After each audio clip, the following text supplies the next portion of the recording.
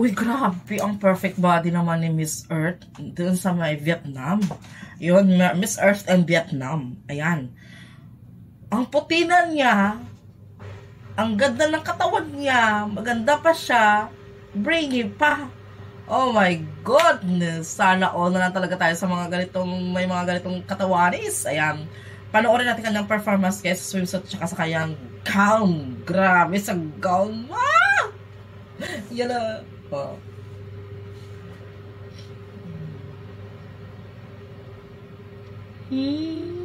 Sa swimsuit pa lang. Oh. Grabe. Galing. O yan. Swimsuit pa lang yan, guys. O, di ba? How much more sa kanyang gown pa.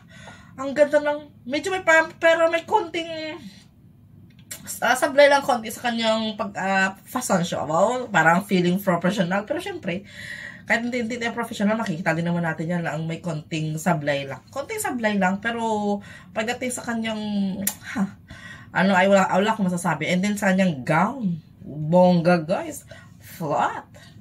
Kurbadang body niya. So, anyway, yan po siya si Miss Earth.